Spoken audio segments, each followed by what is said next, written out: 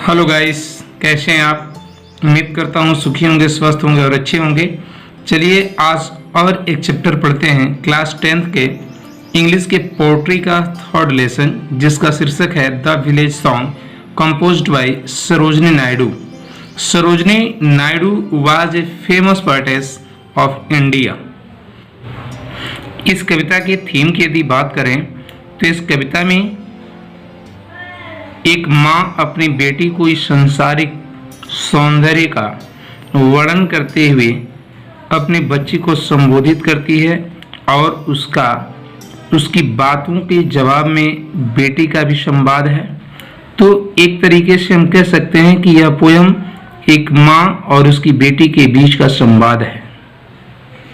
तो चलिए बिना देर किए वह माँ अपनी बेटी को संबोधित करते हुए कहती है फर्स्ट चैप्टर में, हनी चाइल्ड, प्यारी बिटिया, विदर आर यू गोइंग। विदर मने किधर, कहाँ, आर यू मने तुम, गोइंग मने जा रही हो, तुम कहाँ जा रही हो। हनी चाइल्ड, प्यारी बिटिया, विदर आर यू गोइंग, तुम कहाँ जा रही हो, तुम किधर जा रही हो। वुड यू कास्ट, क्या तुम फेंक दोगी, योर ज्वेल्स, अपने आभूषणों को, अपने गहनों को, आल मने सभी। Would you cast your jewels all, क्या तुम अपने सभी आभूषणों को फेंक दोगी, to the bridges blowing. Bridge का मतलब होता है सुबह की समीर, ठंडी हवा, सुबह की चलने वाली ठंडी हवा को ब्रिज कहते हैं। ब्लोइंग मैंने बह रही। फिर से देख लेते हैं। वुड यू कास्ट, क्या तुम फेंक दोगी, योर ज्वेल्स, अपने सभी आभूषणों को, टू द ब्रिज ब्लोइंग, सुबह की बहती हुई ठंडी हवा में। वुड यू लीव, क्या तुम छोड़ दोगी, लीव का मतलब छोड़ देना। वुड यू लीव, क्या तुम छोड़ दोगी, द मदर, उस माँ को, हु, जिसने, ऑन गोल्डन ग्रेन, सुनहरे अनाज के दानों से, हैज फेड यू, तुम्हें पाला है। वुड यू ग्रीव, क्या तुम दुख दोगी, क्या तुम दर्द दोगी, द लवर, उस प्रेमी को, हु, जो, इज राइडिंग, घोड़े की सवारी करता हुआ, फोर्थ हो रहा है, अग्रसर हो रहा है, आगे बढ़ रहा है, टू वेड यू, तुमसे शादी करने के लिए। क्या तुम, would you grieve the lover, क्या तुम उस प्रेमी को दुख दोगी, हु इज राइडिंग फोर्थ, जो घोड़े से सवारी करते हुए आगे की तरफ आ रहा है, टू वेड यू, तुमसे शादी करने के लिए। नेक्स्ट चैप्टर की तरफ चलते हैं। अगले पैराग्राफ में बेटी अपनी माँ को संबोधित करते हुए कहती है, मदर माइन, मेरी माँ, टू द वाइल्ड फॉरेस्ट, बनिए जंगल के तरफ, बनों के जंगल के तरफ, आई एम गोइंग, मैं जा रही हूं, मैं बनों के जंगल के तरफ जा रही हूं। वेयर अपॉन, जहां पर, द चंपा बसेस, चंपा की टहनियों में, चंपा की डालियों पर, द चंपा बर्ड्स, चंपा की कलियां, आर ब्लोइंग, खिल रही हैं। चंपा एक फूल होता है। तो कहती है कि मदर माइन, मेरी माँ, टू द वाइल्ड फॉरेस्ट, जंगली वन के तरफ, आई एम गोइंग, मैं जा रही हूँ। वेयर अपॉन, जहां पर, द चंपा बस, चंपा की टहनियों में, चंपा की डालियों पे, the champa birds were blowing, चंपा की कलियां खिल रही हैं। टू द कोयल हॉन्टेड, कोयल के कूकू करने की आवाज से भरा हुआ, द रिवर इसल्स, नदी का वो चौकस स्थान जो पानी से चारों तरफ घिरा हुआ है। वेयर, जहां पर, लोटस लिलीज, कमल के फूल, लिलीज और कुमुदनी के फूल, ग्लिसेन, चमक रहे हैं। कहती है कि मैं वहां जा रही हूं जहां पे, टू द कोयल हॉन्टेड, जहां पर कोयल के कूकू करने की आवाज गूंज रही है, रिवर इसल्स, और वो नदियों के बीच का चौकस स्थान जो पानी से चारों तरफ से घिरा हुआ है, वेयर और उस स्थान पे जहां द लोटस कमल के फूल, लिलीज कुमुदनी के फूल, ग्लिसन हो रहे हैं अर्थात चमक रहे हैं। फिर कहती है the voices of the fairy folk, the voices आवाज ऑफ द फेरी फॉल्क, परियों के झुंड का, फॉल्क का मतलब झुंड होता है, फेरी का मतलब परी।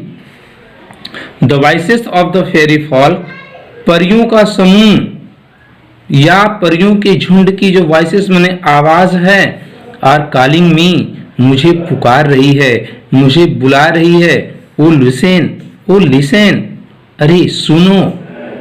इतना जब बेटी अपनी माँ को संबोधित करते हुए कहती है, फिर अगले पैराग्राफ में उसकी माँ अपनी बेटी को संबोधित करते हुए कहती है क्या? हनी चाइल्ड, प्यारी बिटिया, द वर्ल्ड, यह संसार, इज फुल, बिल्कुल भरा हुआ है, ऑफ प्लेजर, आनंद से, सुख से, प्रसन्नता से। वह कहती है कि हे बेटी, यह संसार प्रसन्नता से भरा हुआ है, और ब्रिडल सॉन्ग्स, विवाह की गीतों से भरा हुआ है, एंड क्रैडल सॉन्ग्स, पालने की गीतों से, जो पालने में बच्चे को सुलाते वक्त लोरी जिसको कहते हैं, लोरी की गीतों से भरा पड़ा है, उसको क्रैडल सॉन्ग्स कहते हैं। तो कहती है कि अब ब्रिडल सॉन्ग्स, विवाह की गीतों से भरा पड़ा है, एंड क्रैडल सॉन्ग्स, और पालने की गीत अर्थात लोरी के गीतों से भरा पड़ा है, एंड सैंडल सेंटेड, और चंदन के लकड़ी से उत्पन्न खुशबू या सुगंध से भरा पड़ा है, और लेजर है, इस संसार में क्या है? अवकाश है। तो कहती है, एक बार फिर से देख लेते हैं, हनी चाइल्ड, प्यारी बिटिया, the world is full of pleasure, यह संसार आनंद से भरा हुआ है, द ब्रिडल सॉन्ग्स, विवाह की गीतों से भरा हुआ है, एंड क्रैडल सॉन्ग्स, पालने की अर्थात लोरी की गीतों से भरा पड़ा है, एंड और सैंडल सेंटेड, और चंदन से उत्पन्न खुशबुओं से भरा हुआ है, लेजर, और यहाँ अवकाश है। योर ब्रिडल रॉब्स, तुम्हारे विवाह के पोशाक, तुम्हारे शादी के जोड़े, आर इन द लूम, हथकरघे पर हैं, सिल्वर एंड सैफ्रॉन ग्लोइंग, जिसमें चांदी और सैफ्रॉन का मतलब होता है केसरिया रंग, ग्लोइंग कर रहा है, चमक रहा है। योर ब्रिडल केक्स, तुम्हारे शादी के भोज, जो भोजन पदार्थ हैं उनकी बात करते हुए माँ कहती है कि योर ब्रिडल केक्स, तुम्हारे शादी के भोजन या भोज्य पदार्थ, आर ऑन हर्थ, हर्थ का मतलब भट्ठी होता है, भट्ठी पर हैं, तुम्हारे शादी के भोज भट्ठी पर हैं। वो विदर आर यू गोइंग, तुम कहाँ जा रही हो, तुम किधर जा रही हो। अंतिम पैराग्राफ में वह बेटी अपनी माँ को संबोधित करते हुए समझाती है और कहती है, द ब्रिडल सॉन्ग्स, विवाह की गीतें, एंड और द क्रैडल सॉन्ग्स, और लोरी की गीतें, हैव कंडेंसेस, वो प्रतीक चिन्ह है, प्रतीक या चिन्हित करने वाली ध्वनि है, आप सारो, दुख को। कहती है वो लड़की की, हे माँ, द ब्रिडल सॉन्ग्स, विवाह की गीत, एंड क्रैडल सॉन्ग्स, और लोरी की गीतें, हैव कंडेंसेस, प्रतीकात्मक ध्वनि हैं, आप सारो, दुख की, कष्ट की।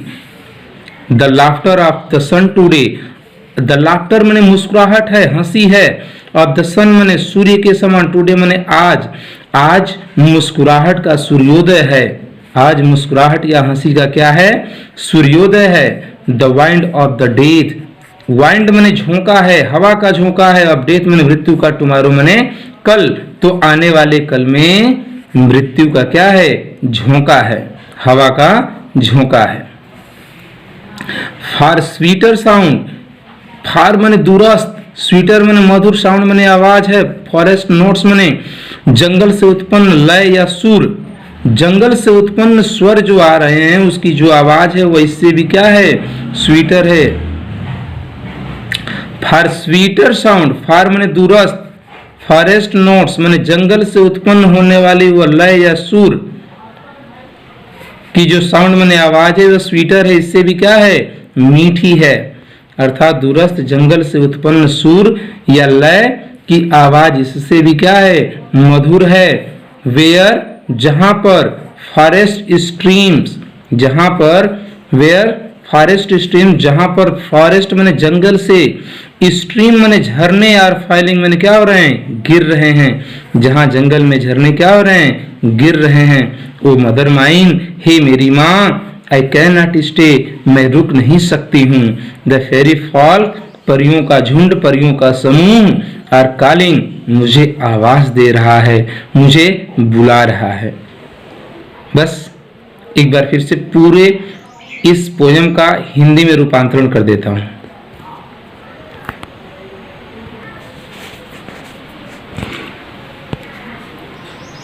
हनी चाइल्ड, प्यारी बिटिया, तुम किधर जा रही हो, तुम कहां जा रही हो? क्या तुम अपने सभी गहनों को, आभूषणों को सुबह की ठंडी हवा में फेंक दोगी? क्या तुम उस माँ को छोड़ दोगी जिसने तुम्हें सुनहरे दानों से पाला है? क्या तुम उस प्रेमी को धोखा दोगी, दर्द दोगी, कष्ट दोगी, जो घोड़े की सवारी करते हुए तुमसे शादी करने के लिए आगे आ रहा है? अगले चैप्टर में कहती है मदर माइन, मेरी माँ, मैं जंगल के बनों के तरफ जा रही हूँ, मैं जंगल में बनों के तरफ जा रही हूँ, जहां पर चंपा की टहनियों, चंपा की डालियों पर चंपा के कलियां खिल रही हैं, जहां पर कोयल कूकू कर रही है, और नदी के बीच का वो चौकस स्थान जो पानी से चारों तरफ से घिरा हुआ है, जहां पर कमल के फूल और कुमुदनी के फूल ग्लिसन हो रहे हैं, अर्थात चमक रहे हैं, जहां the voice of the fairy fall, परियों के समूह की जो आवाज है, और कॉलिंग मी, मुझे आवाज दे रही है, अरे सुनो प्यारी बिटिया, the world is full of pleasure, वो माँ कहती है यह संसार आनंद से भरा पड़ा है, विवाह की गीतों से भरा पड़ा है, लोरी के गीतों से भरा पड़ा है, और चंदन के लकड़ियों से उत्पन्न सुगंध से भरा पड़ा है। यहाँ अत्यधिक अवकाश है। तुम्हारे शादी के जोड़े हथकरघे पर हैं, सिल्वर और केसरिया रंग उसमें चमक रहे हैं। तुम्हारे शादी के भोज भट्टी पर हैं, तुम किधर जा रही हो? अंतिम पैराग्राफ में वह लड़की अपनी माँ से कहती है, शादी के गीत, लोरी के गीत सब दुख के प्रतीक ध्वनि है, यानी प्रतीक चिन्ह है, दुख को प्रदर्शित करने वाली ये ध्वनियां हैं। आज हंसी का सूर्योदय है, तो कल आने वाले कल में मृत्यु के हवा के झोंके हैं। दूरस्थ जंगल से निकलने वाली सूर्य लय की जो आवाज है वह इससे भी क्या है, मधुर है। जहां जंगल में, वेयर फॉरेस्ट, जहां जंगल में स्ट्रीम्स फॉर फॉलिंग, झरने गिर रहे हैं, तो मेरी माँ, मैं रुक नहीं सकती हूँ, परियों का समूह मुझे आवाज दे रहा है, मुझे बुला रहा है। Thank you. बस आज के लिए इतना ही। उम्मीद करता हूँ आपको ये वीडियो जरूर पसंद आई होगी। यदि वीडियो पसंद आए तो लाइक करें, शेयर करें, और एक बात जरूर, आप कमेंट जरूर दें। आपका कमेंट हमारे लिए बहुत ही बहुमूल्य है, इसलिए प्लीज अपना कमेंट अपने कमेंट बॉक्स में जरूर लिखें। धन्यवाद। जय हिंद। वंदे मातरम।